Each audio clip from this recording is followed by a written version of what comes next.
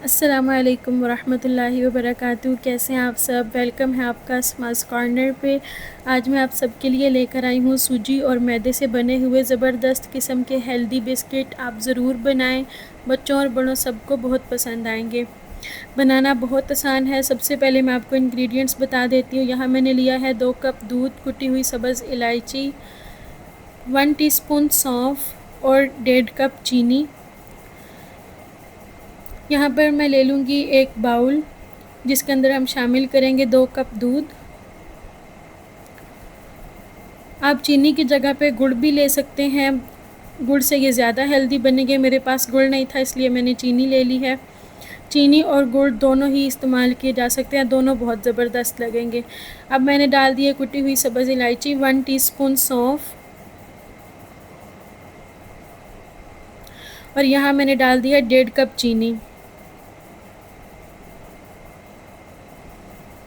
Mix करेंगे और चूल्हे पे रख देंगे। इसको उबालना ज़रूरी नहीं है, बस इतना चूल्हे पे रखें कि चीनी अच्छी तरह से मिक्स हो जाए। लगातार चम्मच हिलाते रहेंगे यहाँ तक कि चीनी अच्छी तरह से मिक्स हो जाए। अगर आप गुड़ ले रहे हैं तो आप गुड़ को पहले कूट लें, उसके बाद शामिल करें और उसको भी मुस्तकिल हिलाते रहें। जब चीनी मिक्स हो जाए तो दूध को छान के ठंडा कर लें।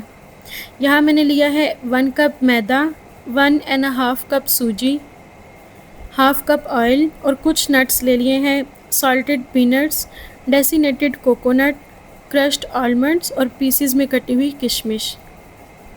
आप नट्स कुछ भी ले सकते हैं, काजू भी ऐड कर सकते हैं और अखरोट भी ऐड कर सकते हैं और इवन आप स्किप भी कर सकते हैं। अगर चाहें तो नट्स स्किप कर दें और बिल्कुल प्लेन बना लें, सिर्फ सूजी, मैदा, घी और दूध। यहाँ पे मैदा शामिल किया है। बेसिकली टिप ये है कि अगर आप ज़्यादा क्वांटिटी में बना रहे हैं तो जितना भी आप मैदा लें, अगर आप 2 कप मैदा ले रहे हैं फॉर एग्ज़ाम्पल, तो आपने 2.5 कप सूजी लेनी है। जो सूजी है वो मैदे से आधा कप ज़्यादा होनी चाहिए। यहाँ पे मैं नट्स शामिल कर रही हूँ। नट्स शामिल करने के बाद इसको हल्का सा मिक्स करेंगे चम्मच के साथ। हल्का सा मिक्स करने के बाद हम इसके अंदर घी शामिल करेंगे। यहाँ मैंने हाफ़ कप में से 4 टेबलस्पून घी शामिल किया है।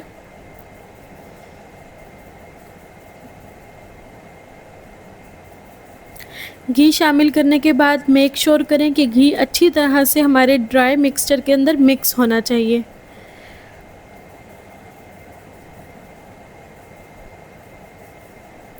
मुकम्मल रेसिपी देखिएगा, बनाना बहुत आसान है, ज़रूर ट्राई करें।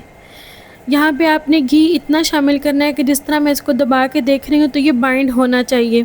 अगर यहाँ पे बाइंड नहीं होता तो मैं और ज़्यादा घी शामिल करती, लेकिन अगर बाइंड हो रहा है तो ये इनफ है। अब इसको जो हल्का गुनगुना हमारे पास दूध है, दूध को मुकम्मल ठंडा आपने नहीं करना, जैसे फ्रिज में नहीं रख देना, रूम टेम्परेचर हो या हल्का सा गर्म हो।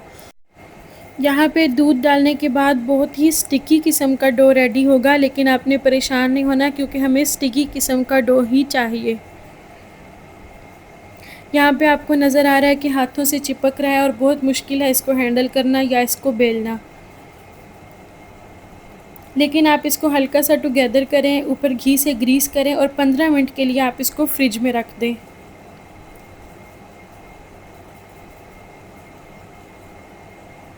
यहाँ पे मैं आपको दूध दिखा रही हूँ। मेरे पास तकरीबन आधा कप दूध बच गया, इसलिए आप 1.5 कप चीनी लें और 1.5 कप ही दूध लें।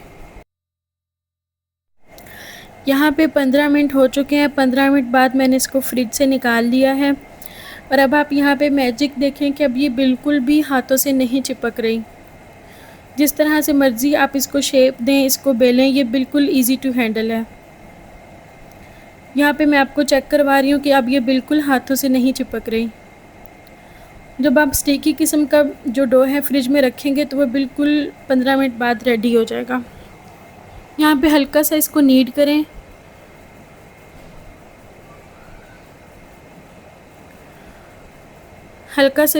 करें, इसको टुगेदर करके एक नीट सा बॉल बना लें।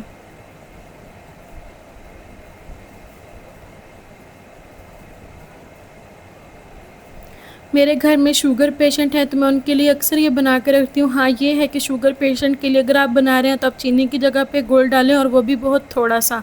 लेकिन फिर भी ये डिलीशियस होते हैं, मज़ेदार होते हैं, क्योंकि इसके अंदर नट्स हैं। नट्स का फ्लेवर आता है और वो बिल्कुल भी इसको फीका सा या ऐसा सा नहीं लगने देता। शुगर पेशेंट को जिस तरह अचानक भूख लगती है तो ये घर में पड़े हुए बहुत ज़्यादा फ़ायदेमंद होते हैं। अब यहाँ पे मैंने एक प्लास्टिक शीट ले ली है, और ये प्लास्टिक शीट डो के नीचे भी होनी चाहिए और ऊपर भी होनी चाहिए, क्योंकि प्लास्टिक शीट के बग़ैर आप इसको नहीं बेल सकते। ये रोलिंग पिन के साथ चिपकेगा और बहुत मुश्किल हो जाएगा। लेकिन जब आप प्लास्टिक शीट यूज़ करेंगे तो बहुत ईजी है, जिस तरह से मर्ज़ी इसको बेलें। छोटे बच्चों के लिए भी मेरे घर में ये होते हैं, मैं अक्सर बना के रखती हूँ, क्योंकि बच्चों को जब टाइम बे टाइम भूख लगती है, और दुकान की चीज़ों के, बाहर की चीज़ों के जब बच्चे शौकीन होते हैं, जब भी वो चीज़ मांगें या भूख उनको लगे तो आप बिस्किट निकालें और उनके हाथ में पकड़ा दें। और इवन इसका दूसरा फ़ायदा सबसे बड़ा ये है कि आप इसको एक दफ़ा बनाएं ज़्यादा क्वांटिटी में, और 1 माह 1.5 माह ईज़िली आप इसको अपने पास रख सकते हैं। इसको फ्रीज़ करने की, कुछ भी करने की ज़रूरत नहीं है। इवन किसी भी बॉक्स में डालें और कबर्ड में रख दें, दैट्स इट।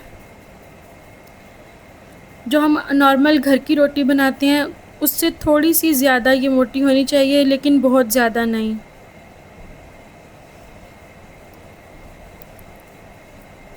बेलने के बाद मैंने ऊपर से प्लास्टिक शीट रिमूव की है।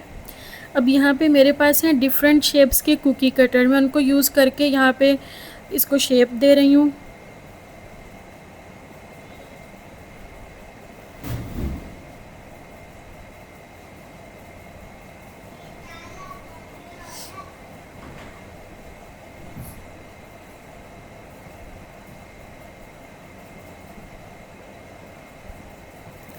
लाइक, शेयर एंड सब्सक्राइब ज़रूर कीजिएगा, और कमेंट ज़रूर कीजिएगा। मुझे आपके कमेंट्स का बहुत इंतज़ार रहता है। जो भी सजेशंस हैं, वीडियो देख के आपको कैसा लगा ज़रूर कमेंट में लिखें।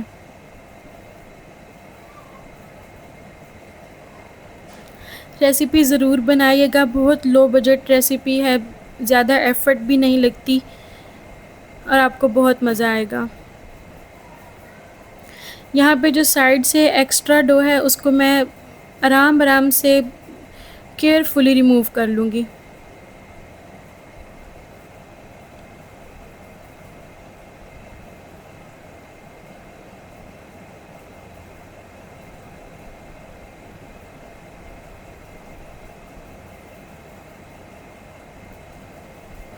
आप यहाँ पे देख रहे हैं कि इसको हैंडल करना, इसको मैनेज करना कितना इजी है। जिस तरह की आप चाहें शेप दे सकते हैं।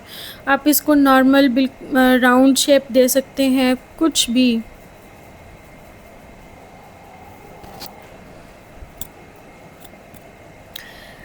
यहाँ पे हमारा फर्स्ट बैच रेडी हो गया है। इसी तरह हम सारे बना लेंगे।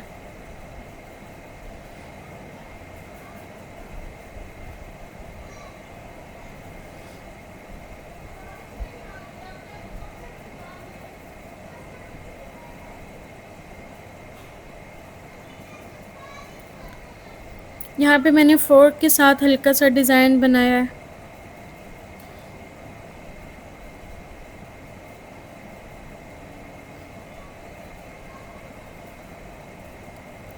इसी तरह हम जो हमारे पास डो बच गई थी उसके भी बिस्किट्स तैयार कर लेंगे।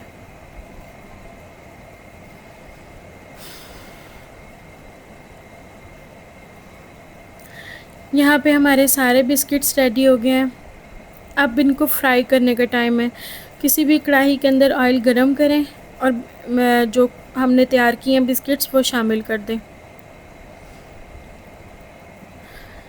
आपने ऑयल के अंदर बिस्किट डालते साथ ही इसको नहीं पलट देना, थोड़ी देर वेट करना है। और चूल्हा जो आंच है वो आपने कम ही रखनी है शुरू से लेकर एंड तक, क्योंकि इसके अंदर सूजी है तो वो कुक होनी चाहिए।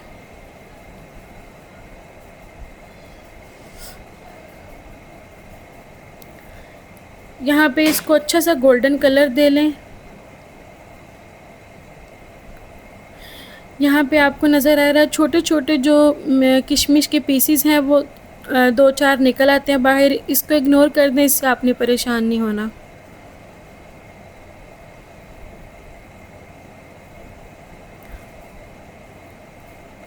यहाँ पे हमारा फ़र्स्ट बैच रेडी हो गया। इसी तरह हमने सारे बिस्किट फ्राई कर लिए और अब इसको डिश आउट कर लेंगे। यहाँ पे फटाफट से तैयार है हमारे ज़बरदस्त किस्म के हेल्दी टी टाइम स्नैक्स के तौर पे इसको यूज़ कर सकते हैं। सर्दियों में तो ये ज़रूरी ही आपके घर में होने चाहिए। यहाँ पे मैं आपको इसका टेक्सचर चेक करवा रही हूँ। एक दफ़ा मेरे कहने पे ट्राई करें और कमेंट्स में आकर ज़रूर बताएं आपको कैसा लगा। Thank you so much for watching. अल्लाह हाफिज़।